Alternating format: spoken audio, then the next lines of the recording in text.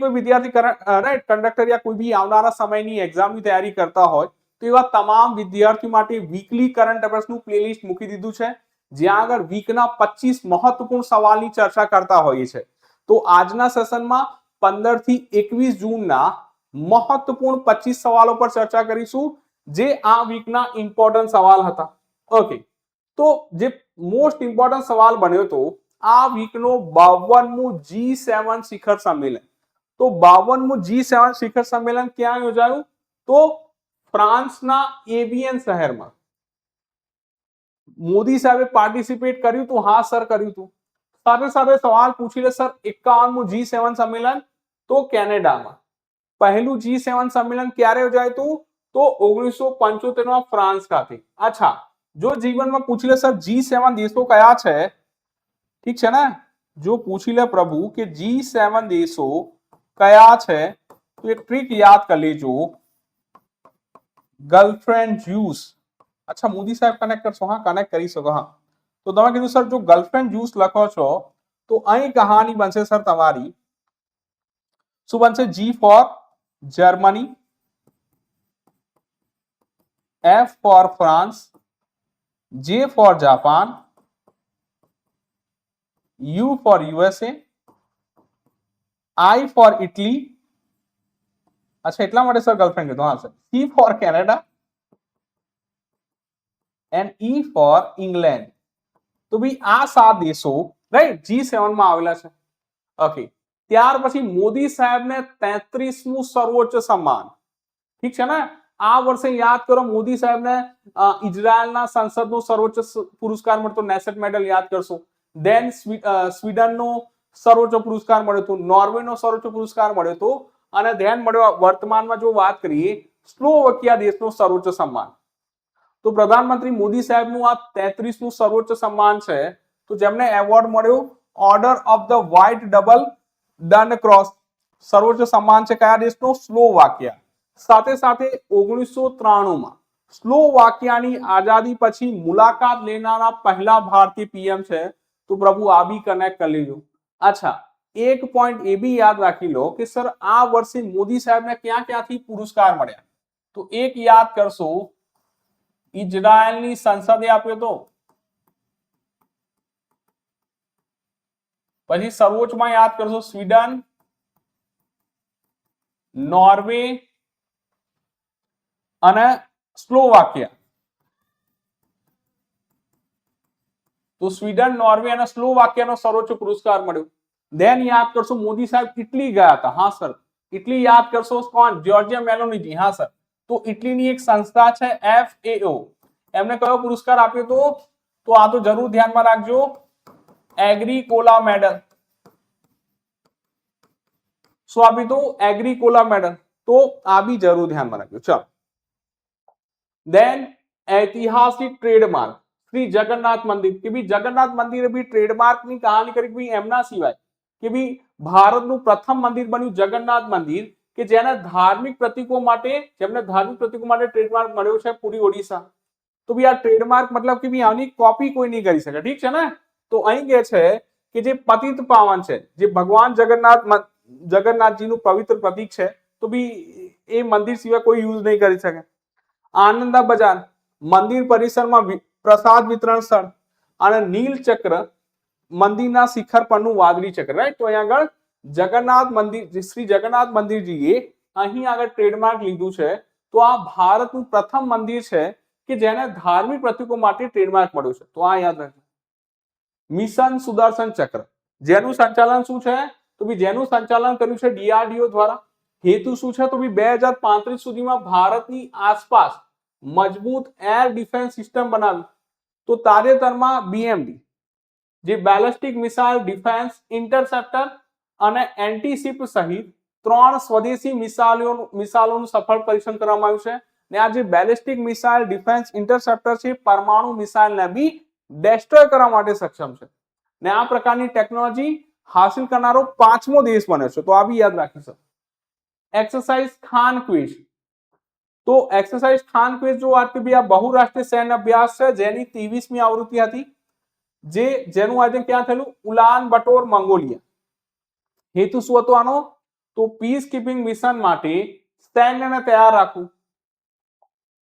સાથે સાથે વિશ્વના પહેલા ટ્રિલિયનર, માને કે જો કદાચ તમને ખ્યાલ આવે તો તમે કીધું સર 1 મિલિયન બરાબર કેટલા થાય? તો 1 મિલિયન બરાબર 10 લાખ થાય. 1 બિલિયન બરાબર કેટલા થાય? તો તમે કીધું 100 કરોડ થાય. અને 1 ટ્રિલિયન બરાબર કેટલા થાય? તો તમે કીધું સર 1 લાખ કરોડ થાય. કેટલા થાય? 1 લાખ કરોડ. ઠીક છે, તો મેં કીધું હા સર. તો વિશ્વના પહેલા ટ્રિલિયનર બન્યા છે એલન મસ્ક. તો સ્પેસ એક્સ ના આઈપીઓ બાદ જે વેલ્યુએશન છે એમની $3 ટ્રિલિયન પાર થઈ ગઈ. સાથે સાથે જો એક્ઝામમાં પૂછી લે કે હા સર કે ભાઈ વિશ્વના પહેલા ટ્રિલિયનર પૂછે તો તમે કીધું હા સર એલન મસ્ક. વિશ્વની સૌથી મૂલ્યવાન કંપની પૂછે તો એનવીડિયા. અને સ્પેસ એક્સ જે એલન મસ્કની છે 5મી સૌથી મૂલ્યવાન કંપની બની ગઈ છે. તો આ બી યાદ રાખજો. ત્યાર પછી global AI native startup cluster 2026.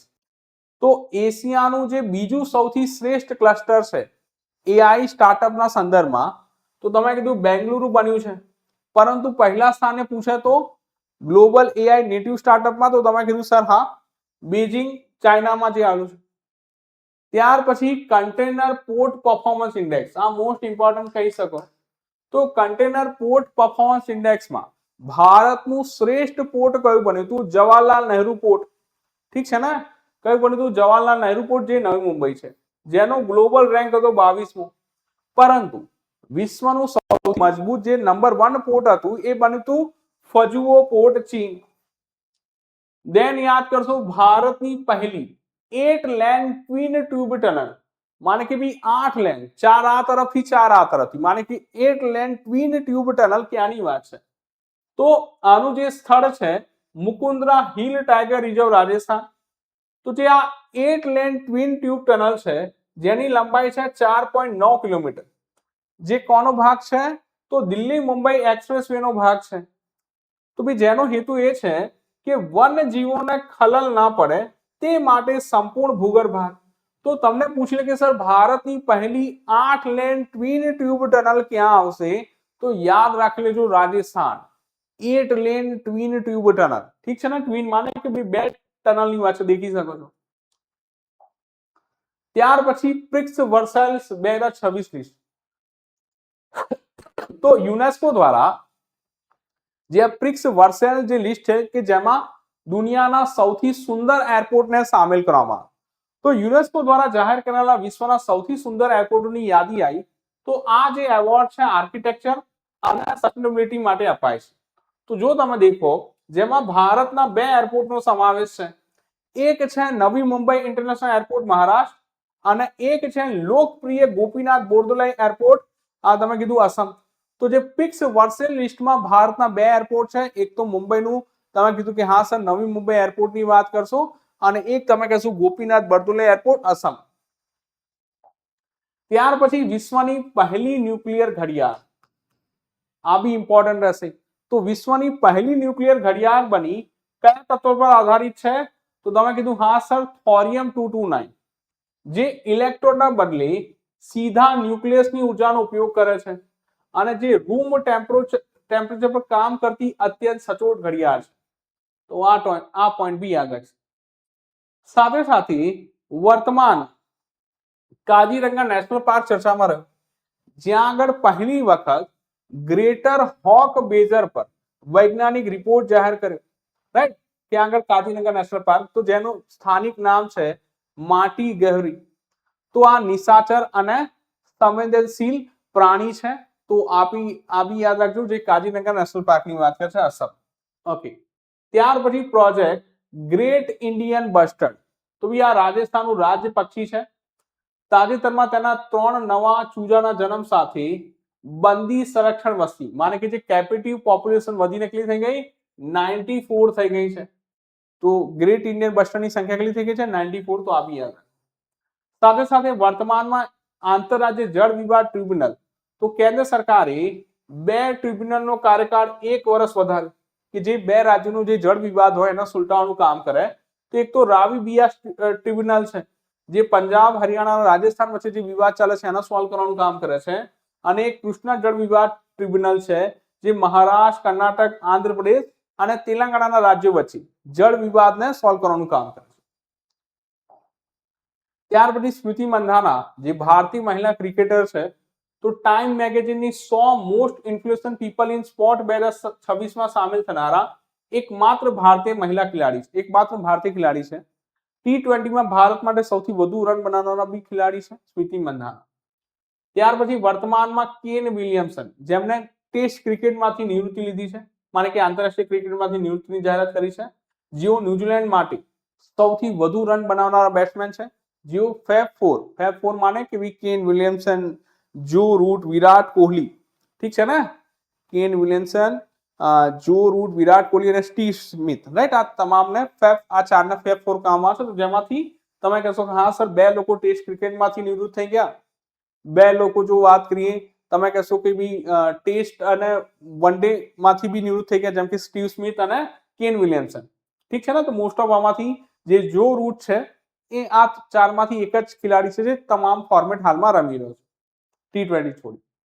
ત્યાર પછી ભારતીય સેનાના નવા પ્રમુખની વાત આવી, તો ચીફ ઓફ આર્મી સ્ટાફ, ઠીક છે ને, તો લેફ્ટનન્ટ જનરલ ધીરજ શેઠની નિમણૂક કરવામાં આવી છે. ચીફ ઓફ આર્મી સ્ટાફની વાત કરી. નેશનલ સ્ટેટિસ્ટિકલ કમિશન, તો NSC ના નવા અધ્યક્ષ બન્યા છે સેબલ ચટ્ટોપાધ્યાય. આંતરરાષ્ટ્રીય સેન્ડ આર્ટ રેકોર્ડ, તો રશિયાની ગ્રાન્ડ સેન્ડ માસ્ટર્સ કપ 2026 જીતનારા પહેલા ભારતીય બન્યા છે સુદર્શન પટનાયક.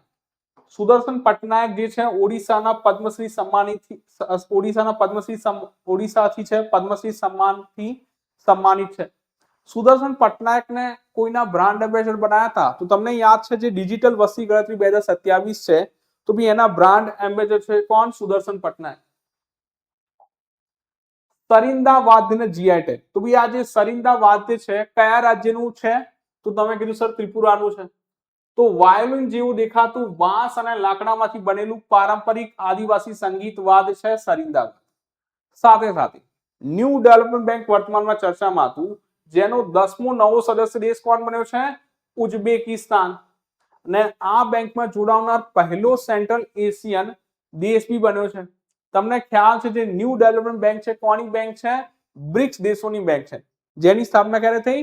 2014માં. જેનું હેડક્વાર્ટર ક્યાં છે? શાંઘાઈમાં. તો આ યાદ રાખી લેજો કે ભાઈ ન્યૂ ડેવલપમેન્ટ બેંકનો નવો સદસ્ય દેશ કયો બન્યો છે? તો ઉઝબેકિસ્તાન. ત્યાર પછી મહત્વપૂર્ણ દિવસ દેખી લઈએ આ વીકના, તો 17 જૂને આપણે મનાવ્યો તો વિશ્વ રણ વિસ્તાર અને દુષ્કાળ નિવારણ દિવસ, જેની થીમ હતી રેન્જીસ, રેકગ્નાઇઝ, રિસ્પેક્ટ અને રિસ્ટોર. 19 જૂનના રોજ મનાવ્યો તો આપણે વિશ્વ સિકલ સેલ દિવસ, જેની થીમ હતી closing the survival gap, equality in sickle cell disease. ને ભારતનો સિકલ સેલ ખતમ કરવાનો ટાર્ગેટ શું છે? 2047. વિશ્વ શરણાર્થી દિવસ માને રેફ્યુજી ડે, તો જેની થીમ હતી અન્ટિલ એવરીવન ઇઝ સેફ. અને 21 જૂને કયો દિવસ મનાય છે? આંતરરાષ્ટ્રીય યોગ દિવસ, રાઈટ. તો તમે કીધું કે હા સર હેલ્થ જો યાદ કરવી, જે વૃદ્ધાવસ્થા માટે યોગની વાત હતી, સ્વસ્થ વૃદ્ધાવસ્થા માટે યોગ એની થીમ હતી. ફટાફટ જો રિવાઇઝ કરીએ તો હાલમાં રાઈટ G7 સંમેલન 2026 ફ્રાન્સમાં, પ્રથમ ન્યુક્લિયર ઘડિયાળ સેનાથી થોરિયમ 229, ભારતની પહેલી 8 લેન ટનલ જો વાત કરીએ મુકુંદરા હિલ રાજસ્થાન, ધાર્મિક ટ્રેડમાર્ક મેળવનાર મંદિર પૂછે તો જગન્નાથ મંદિર, અને ન્યૂ ડેવલપમેન્ટ બેંકનો 10મો સદસ્ય દેશ તો ઉઝબેકિસ્તાન. ઠીક છે ને. તો બી આ તમારી કહાની ડન છે 15 થી 21 જૂનના મહત્વપૂર્ણ કરંટ અફેર્સથી. સાથે સાથે જે બી કોઈ વિદ્યાર્થી દેખો યાર આની પીડીએફ યા ઓલ જોતું હોય તો અહીં આગળ જે અમારા અલગ અલગ ચેનલ છે, તો GPP learning, GPP AI world, સાથે સાથે વર્તમાનમાં ટેલિગ્રામમાં જો કહાની મજબૂત નહીં તો બી આગળ વોટ્સએપ ગ્રુપ છે એમાં જોઈન થઈ જાઓ, જેની લિંક ડિસ્ક્રિપ્શનમાં મળી જશે. નહીં નંબર છે 6351661781. સાથે સાથે જે બી કોઈ વિદ્યાર્થી કંડક્ટરની પરીક્ષાની તૈયારી કરતો હોય તો એના માટે જે વિજય યાત્રા ફ્રી બેચ છે રોજ બપોરે 12:30 વાગે હોય છે, તો એનો લાભ લેવાનું ના ચૂકો. ઠીક છે ને. મંડે ટુ સેટરડે આ કહાની ચાલતી હોય છે. તો મળીશું નેક્સ્ટ લેક્ચરમાં. ત્યાં સુધી વાંચો, તૈયારી કરો અને મોજ કરો.